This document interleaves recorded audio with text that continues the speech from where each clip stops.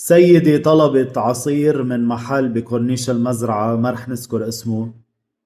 هيدا الفيديو بدنا نشوف ردة الفعل إذا حيقوم بأي إجراء، إذا ما قام حنذكر الاسم. بكورنيش المزرعة طلبت عصير، بعد شاب دليفري لعندها على البيت. كانت السيدة عم تحكي على التليفون مع ابنها، فجأة أجبرها أنها تطفي التليفون بالتهديد، وكان خطير جدا على باب بيتها يعني. فالسيدة خافت منه، وقيمة اللي طلبته $16، صار بده ياخد $20 منها بالقوة وإلا بالتهديد وبالترهيب. يعني تخيلوا ببيته الواحد، يعني جوات بيته من قلب أي حدا بالدليفري بيجي لعنده بيقوم بهذا الفعل الغير مقبول، واللي فيه اعتداء على حرمة البيت وعلى أمن الناس. يعني خلونا نسمع بنتها لهيدي السيدة شو صار معها. بونسوار مسيو عبد الله. اللي صار انه اختي طلبت لماما عصير من محل وعنده فرع على كورنيش المزرعة. طلبت لاختي وماما دلته للدليفري على البيت. اجا الدليفري. ماما كانت عم تحكي فيديو كول مع اختي على التليفون، وثقة بتوصل الدليفري أخدت منه الغراض. قامت قالت لها لأختي يا الله كالعادة نسي يحط لي القشطة على العصير. عم بيجي الدليفري ما بعرف شو صار له، بقلها لماما سكري الخط. ماما طلعت فيه هيك ما فهمت عليه، قلت له شو بدك شو قلت؟ بيرجع بقلها عم قلك سكري الخط. قامت ماما يا حرام خافت، قلت له ليه هيك عم بتقول؟ قال لها انتي عم تتمسخري علي. قلت له ماما ما حكيت عنك شي ابدا.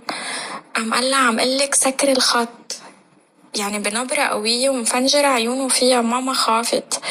قامت ماما شو بتقول؟ هي وحاملة التليفون لحتى يعرف انه في حدا معها بالبيت.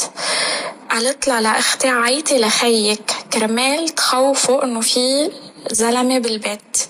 هيدا اللي صار. وهي وعم تعطيه مصاري بيشوف معها فراتا وبيشوف معها $20. بيقلها ما بدي فراتا بدي $20، وهو الاوردر تقريبا شي $16. قلت له ماما معي فراتا. قال لا ما بدي فراتا بدي $20. أخد $20 وفل. هو صراحة إنه ماما ما شرعته ولا حكيته شي، لأنه الزلمة ما كان طبيعي أبدا وبخوف كتير. يعني ماما صراحة خافت يعمل لها شي وهي لوحدها بالبيت. أوكي أنا تواصلت مع المحل مع صاحب المحل، قلت له القصة 1 2 3. قال لي ما تعتلي هم وراح أعاقبه ويمكن فلله لأنه هو خطر على اسم المحل وبلا بلا. عم بيرجع بيحكينا. حكيته واتساب، بعتله رقم اختي اللي طلبت منه الاوردر. بس قلتله ما بعرف صراحة، خايفة اذا عرف هيدا الدليفري بالموضوع وهو صار بيعرف البيت تبعنا وين. فصراحة الموضوع منه مزبوط، يعني خفنا يجي يحط حطاته على ماما او شي. شو بيرد علي؟ بيقلي الموضوع ما بده كل هالقد، والدليفري كتير حدا معطر وما كان قصده.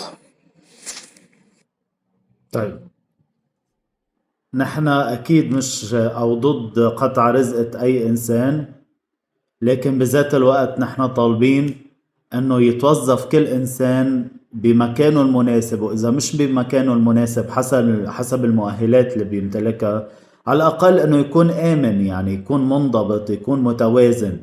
يعني أنا ما في لأنه بدي شغل حدا معتر يكون غير متزن نفسيا يسبب خطر على حياة الناس ببيوتهم. لا، أنا مع أنه لقيله مكان ملائم لحالته مثلا، أو أنه عالجه، أو أني شوف ليه عنده هيدا السلوك المضطرب. يعني ما حطه بمواجهة مع الناس، أو ما حطه بأي موقف ممكن يشكل فيه خطر على الناس.